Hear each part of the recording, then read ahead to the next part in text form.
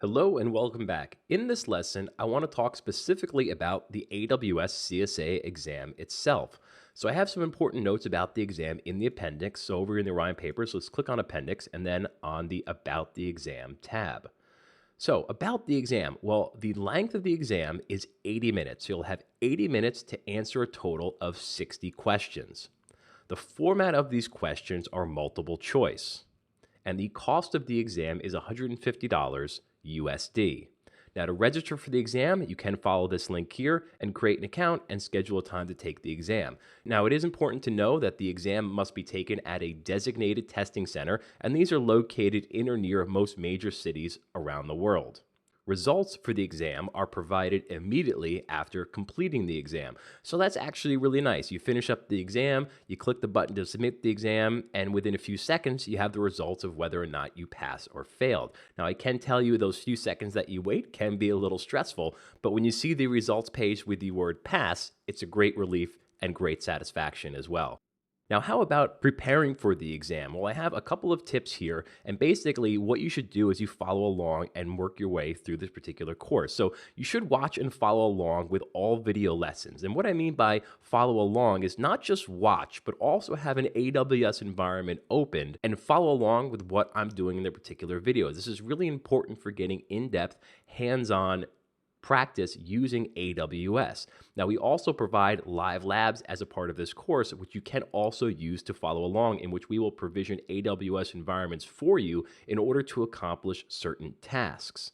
So again, with that, you should complete every lab at least once. What I generally recommend is that you should be able to go into any labs, and this is before you take the exam, go into any lab and be able to do it without looking at the walkthrough.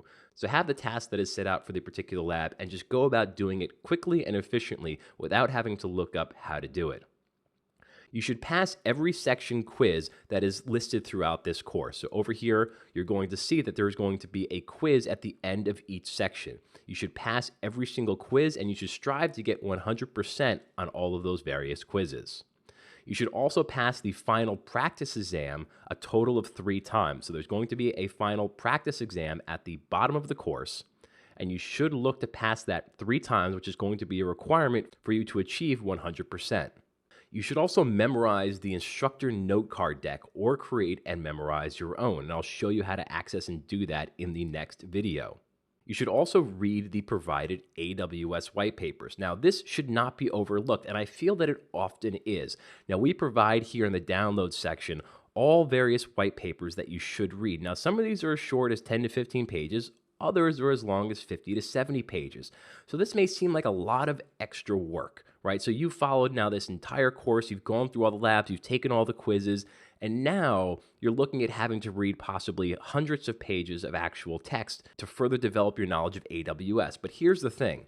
In this course here, we provide you with a ton of information about AWS, but we cannot go into every little nuance that may be covered in the AWS exam. Otherwise, the course would be over 100 hours long.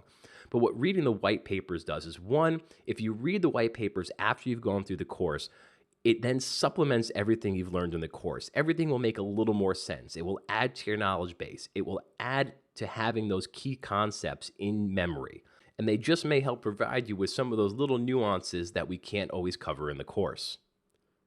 You should also use the Orion papers for study and review. So this is a great resource here. Use the Orion papers. Use it to memorize diagram formats. Use it to go through and quiz yourself. And most of all, have fun with it.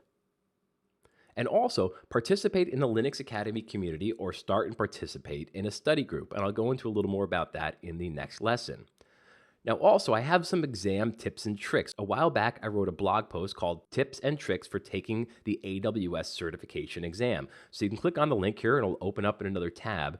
And this will be the blog post that I wrote about what to do basically on the day of the exam. So how do you prepare yourself that day? What do you do when you actually go to the exam center? What to expect when you go in and sit down and hit the start button on the exam?